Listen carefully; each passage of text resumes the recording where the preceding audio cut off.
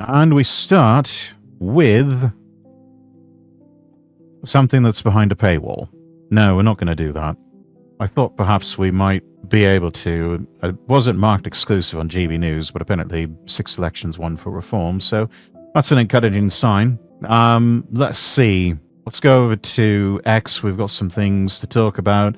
Let me refresh my own feed here. Let's see. Those of you who are Star Wars fans of the original Star Wars trilogy, Kenneth Colley has unfortunately passed away. You may know him as the bloke who played Admiral Piet. Met a rather tragic end at Return of the Jedi.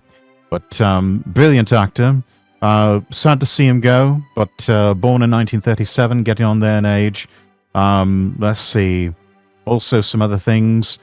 This from Kirsha, retweeting from FBI Director Kash Patel. The Southern Poverty Law Center long ago abandoned civil rights work and turned into a partisan smear machine. Their so-called hate map has been used to defame mainstream Americans and even inspired violence. That disgraceful record makes them unfit for any FBI partnership. In April, during our anti-Christian bias panel, I made it clear the FBI will never rely on politicized and agenda-driven intelligence from outside groups, certainly not from the SPLC. Under this FBI, all ties with the SPLC have officially been terminated. Good on him. Good on him. As Sulyanath states here, we also need to make sure that we declare the SPLC a terrorist organization. They explicitly allied and supported Antifa and incited violence against people like Charlie Kirk and Jack Posobiec. It looks like FBI may also be terminating any sort of partnership with the ADL, so that's also encouraging news. We love to see things like this. This is actual progress. Kash Patel actually putting in the work for once, so you know what? Credit where credit's due. Well done, Kash Patel. Let's see. We woke up to this morning further information. We talked about this last night in the news segment. But yeah, the tragic jokes just sort of write themselves. This sort of Norm Macdonald style. UK's counter-terrorism police name Manchester synagogue attacker as Jihad al-Shami, a 35-year-old UK citizen of Syrian descent, this according to Sky News. In tonight's news, the UK imported a radical Muslim who goes by the name of Jihad. You'll never guess what happened next. Let's see. Pathetic. This from Dan from podcast The Lotus Eaters. Police reduced to begging Hamas supporters to stop protesting because they're at a breaking point. Hamas supporters told the police to do one and just stop arresting them if they can't cope. Let's see. Dear Defend Our Juries, on Saturday you're planning an event at Trafalgar Square, seeking over 1,500 attendees to attend and demonstrate support for the prescribed organization. This event requires a significant policing plan. Following the horrific and tragic events that have taken place in Manchester this morning, details of which are still developing, the Met is stepping up its reassurance and protective security operation across the capital, with a particular focus on London's Jewish and Muslim communities. However, as you know, your previous large-scale events and other concurrent protests place a significant pressure on policing and draw officers away from the communities they serve to be in central London. That sounds like a you problem, mate. Maybe if you had more police forces and, maybe if you actually focused on, I don't know, fighting actual crime instead of locking people up for mean tweets. Means less neighborhood response officers in their communities, less officers focusing on serious crimes. With your intent this weekend to attract more than 1,500 people, all with the intention of being arrested, this would require us to deploy hundreds of officers to your event to maintain the law without fear or favor. Your last 3 events in central London have required over 2,500 police, including dedicated to counter-terrorism officers, as a result of the Terrorism Act offences observed at your previous events. This weekend, we would ask you to please consider pausing your activity and postponing it for another weekend to ensure these officers who would otherwise be policing your event can instead be in their communities to provide a visible reassurance and protective security. This is the best they can offer. Please would you kindly consider doing this another weekend? This is absolutely pathetic. Absolutely pathetic.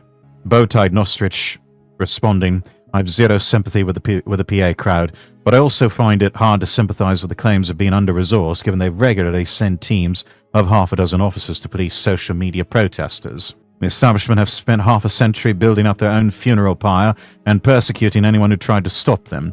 Now they've given their pets a box of matches and let them play with them. They deserve everything that's coming, and I won't lift a finger to save them. We asked nicely is a very good retort. When Tarquin and Jemima get their heads truncheoned and are seen with blood staining their keffirs, I won't lose sleep if that happens. So, again, the absolute state of Britain. He's the music man. He comes from far away. What can he play? Well, I don't know, but we shall ask Mr. Music, will you play? Welcome in, Anglo. Some tragic news in the world of the theatre, in films and television. Dame Patricia Routledge has passed away. I believe she was about 95, 96 years old.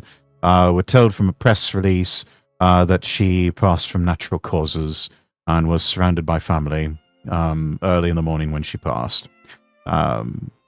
Very long life lived. As I said, she was a legend, an absolute titan. I'm sure many of us remember great programs like Keeping Up Appearances, Hetty Wainthrope Investigates, of which she was a star.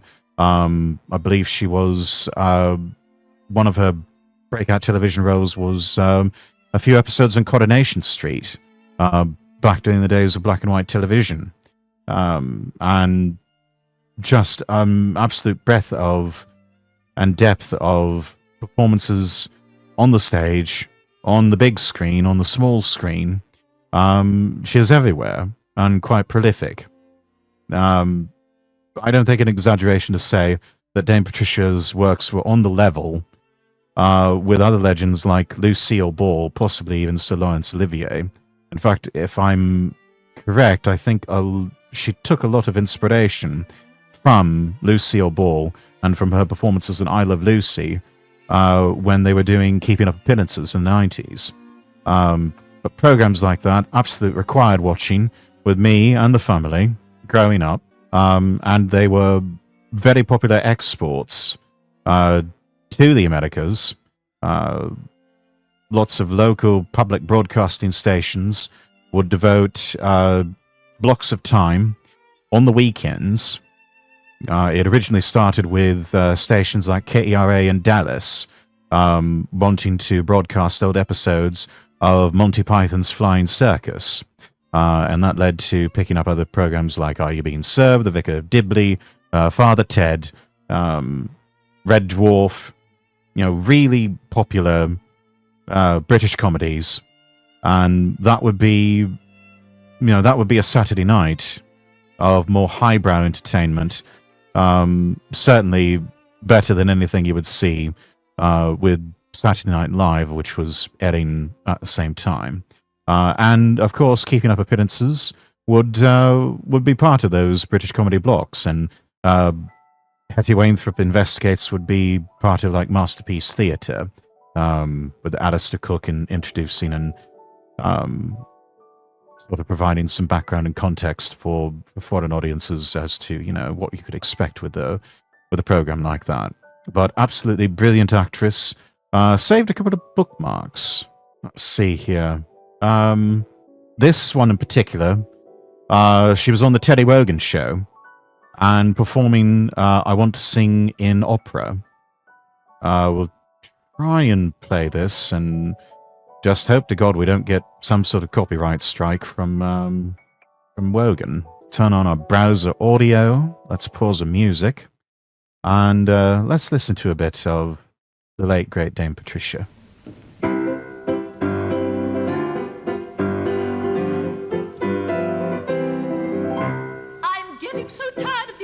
Songs.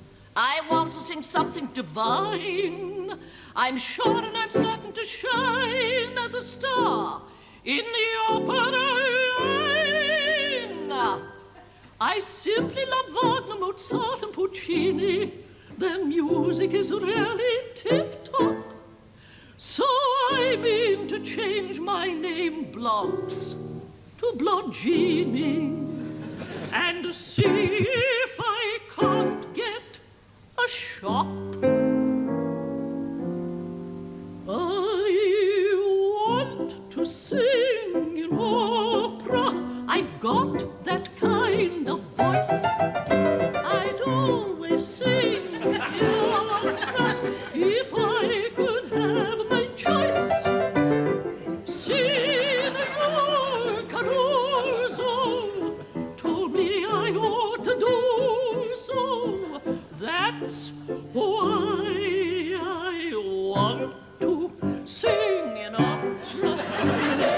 She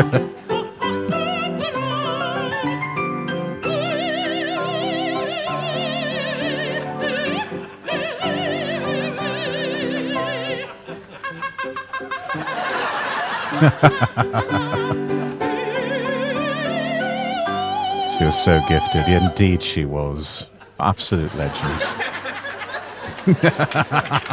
Sign. Sign.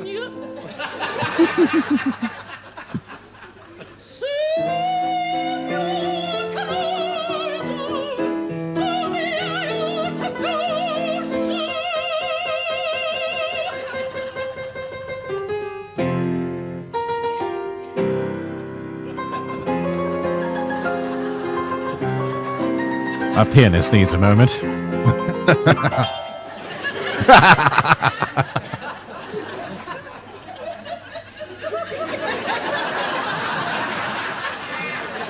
Quite easy to strangle with that. Told me I ought to do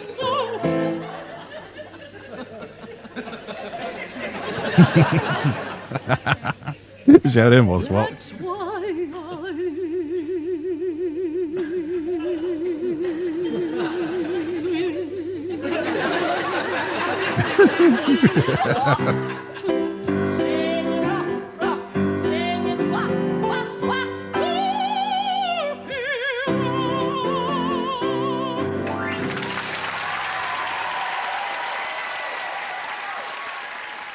Ah, well done.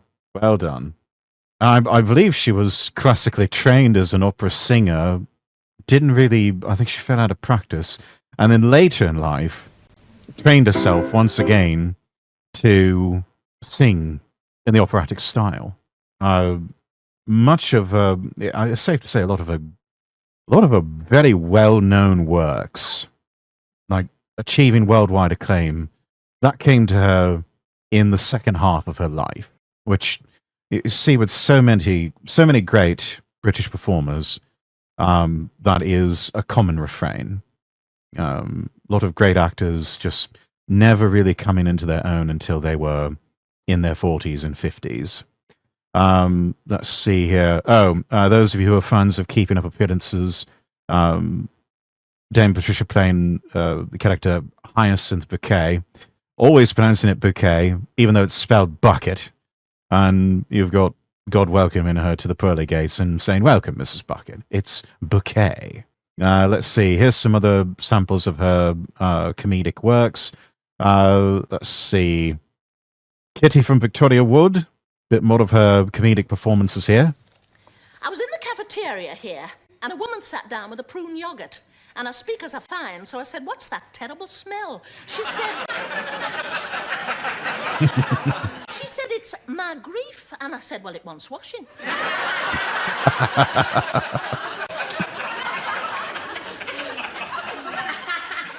She said, "Do you mind if I smoke?" I said, "Not a bit, but if I get bronchitis, will you stump up for the bed jacket?" That told her.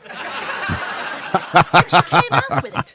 She said, "I'm Arabella Fitzhenty and I'm on tranquilizers." I thought, so would I be with a name like that. But I just kept mum and busied myself with my munchmallow. She said, "You probably recognise me. I do the advisory programme. I'm very big in the provinces." I told her, "You've yet to click in Cheadle," which I think hit home. Anyway, she said, "Kitty, could you possibly fill my slot for me? I cannot cope. I've left my culottes on the underground. It was trainee day at the bikini waxers." Oh, my. Yes. And I've got a raging case of premenstrual tension. All this in a voice loud enough to blow the froth of a Horlicks 2 tables away. So I leant over, tapped her on the cleavage with a pastry fork. I said, "My mother gave birth to twins in an unheated washhouse and then got straight up and finished the mangling, so think on." I've had my share of gynecological jip. I still can't polka without wincing, but we're spunky and Cheadle, we totter on. Anyway, Totter on. These. "Dear Kitty," it says Arabella, "my boyfriend and I used to make love at least twice a night, but now it has dropped off." I'm not surprised.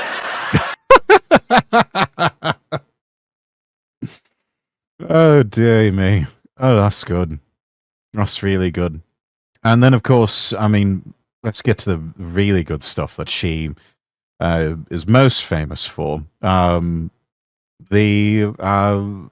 keeping up appearances, playing the bucket woman. I mean, who can forget? Anyway, let's see. This is a clip from Comedy Connections. These are the showrunners and producers, Roy Clark, Harold Snowd, discussing the casting of Dame Patricia Routledge as Hyacinth Bouquet in Keeping Up Appearances. Turned out it wasn't the easiest production of any of them, but end result, beloved around the world. The placing of Patricia Routledge into Keeping Up Appearances was entirely down to Harold Snowd, who produced it, and pulled off that perfect bit of cast. Long before becoming a weekly and appalling guest in 12 Million Homes, Patricia Routledge was already one of the country's most celebrated actors. As part of the satire boom in the early 1960s, she appeared regularly in That Was the Week That Was. Oh, that was the week that was. You naughty boys! You're not the type that one employs. If you had coal, you'd only keep it in your bath. They should stamp out, you naughty boy. But the theatre was Patricia. That was the week that was. For those of you who don't know, that was a sort of prototypical precursor for what would eventually become, I believe, Monty Python's Flying Circus. I think they have some old episodes that are still salvaged from from BBC's vaults. If you have a BritBox subscription, you might be able to watch some of those. They may still be available. Not 100% sure on that. I cancelled my BritBox subscription quite a while back and thinking about re-upping it, actually. Patricia Routledge's first love, and she enjoyed stage success on both sides of the Atlantic. Patricia Routledge. Oh, yes. Hold it, babe. Being presented the award by Groucho In Marx. 1968, she was presented with a prestigious Tony Award by the great Groucho Marx. Incredible. Patricia Routledge's appearances on television included guesting as a fake medium in Oh, Steptoe this and was Son. good. The Steptoe and Son medium. That was a good scene. That was a really good scene. I saw that. Someone posted it up on X earlier today, and that was good. In the first of Alan Bennett's Talking Heads. But before Keeping Up Appearances fell into her floral lap, she was probably best known as Kitty in Victoria Wood as seen on TV. Dear Kitty, it says Arabella. My boyfriend and I used to make love saw at this least twice a moments night, ago. but now it has dropped off. I'm not surprised. Is he getting tired of me? Well, I'm getting tired of you, and I've never even met you.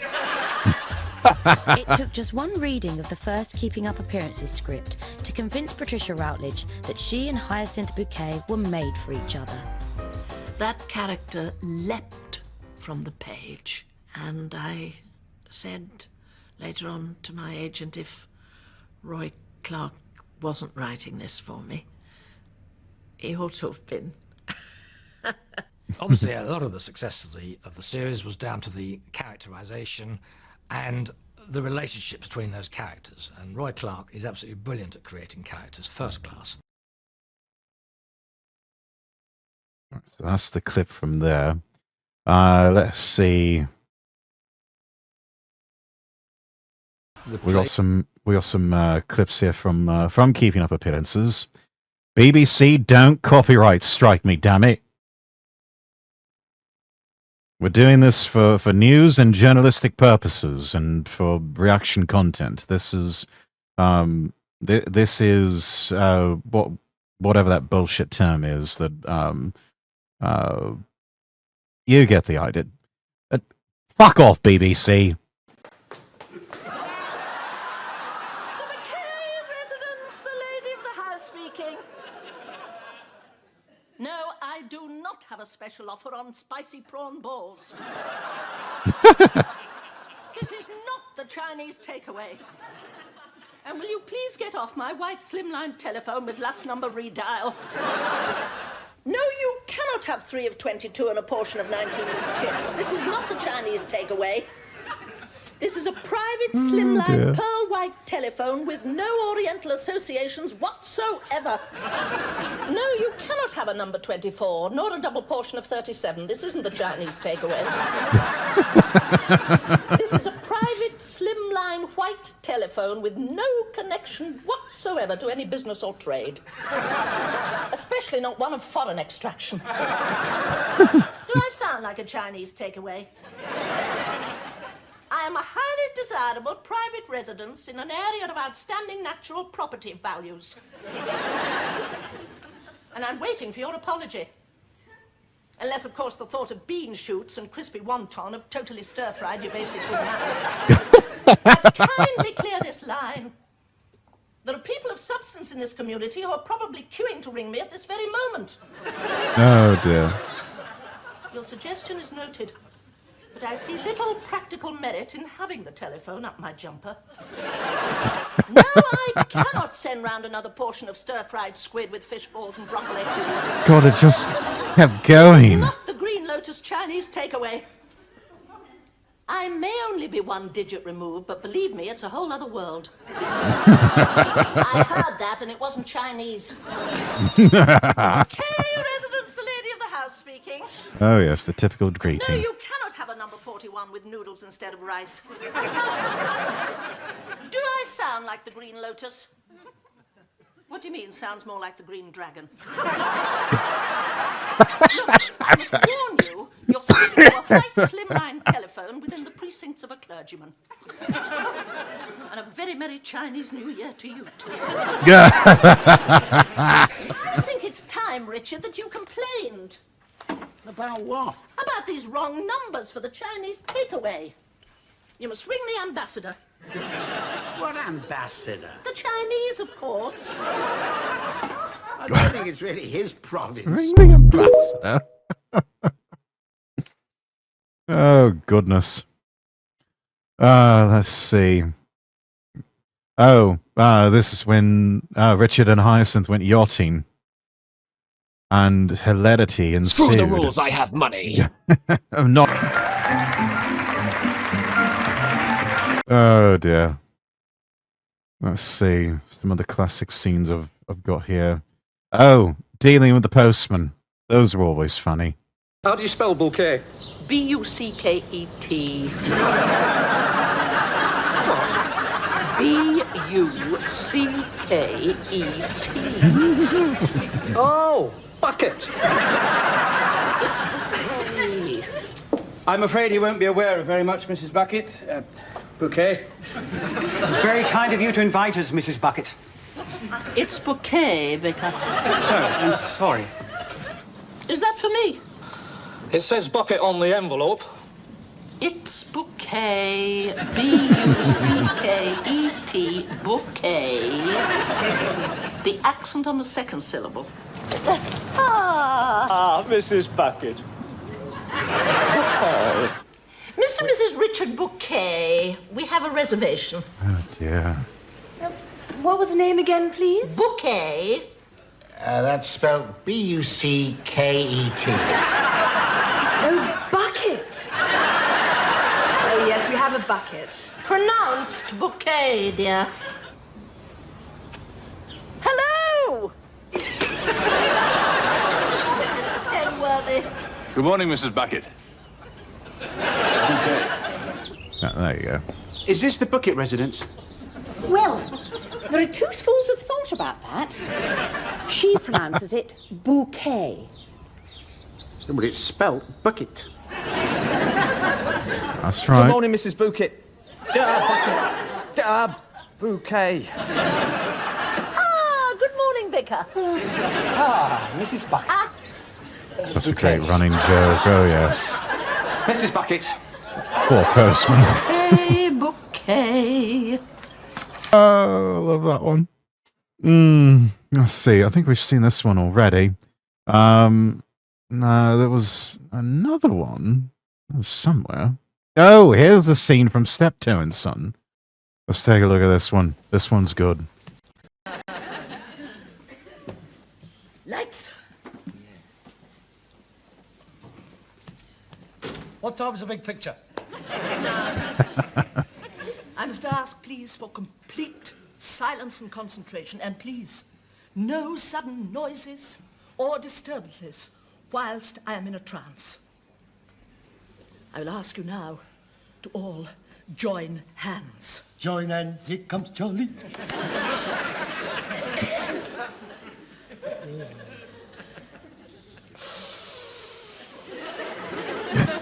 She's gone. Blimey, that was quick. She on quick work. No, she don't mess about. She heads straight to the meat. She's trying to make contact with Geronimo. She'd do better to light a fire, wouldn't she? Are you there, Geronimo? Are you there, I am here. Geronimo?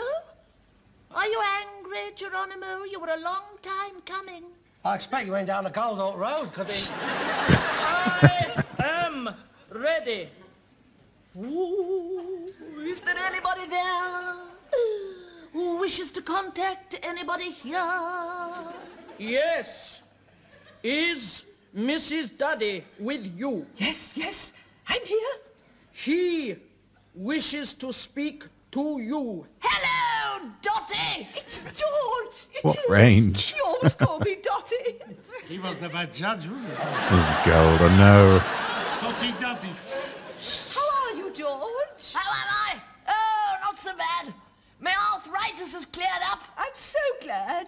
How are you keeping? Oh, not so bad. But my arthritis hasn't gone. Oh, well, it will when you come up here. How's the weather? Still raining. Never mind, it's good for the garden. How many geraniums? Not as good as when you did them, George. Well, try putting a bit of potash on them. And next week's Gardener's Corner. I do miss you so, George. Oh, are you lonely? I am a bit. Well, why don't you get married again? I wouldn't mind. I'm thinking of getting married again, George. You do that, and I hope you'll be very happy. Oh, thank you, George. Well, I've got to go now. Somebody else here wants to talk to you. Goodbye, Dotty. Goodbye, George. Oh, God, when's Henry VIII coming on? Here you go. Geronimo. Oh. I am here. Is there anybody else there who wishes to speak to anybody else here? Anyone else there? I should just speak to someone here. Albert Steptoe with you. Yeah, I'm here. I have your wife, Emily, here. Oh, my God. Is that you, Albert? Emily?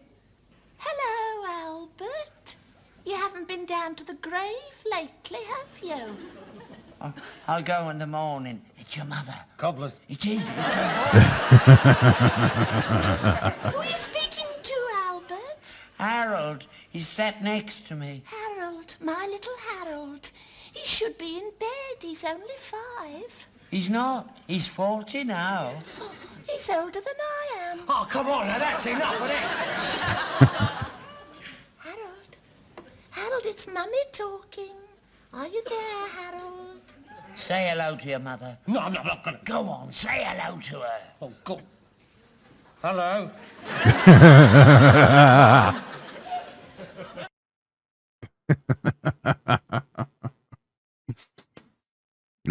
Classic. I think someone had some outtakes from earlier. Don't know if I saved them or not. Probably not. Great outtakes available on the internet from Keeping Up Appearances. But anyways, let's see. Oh, this is good. I wanted to get to this.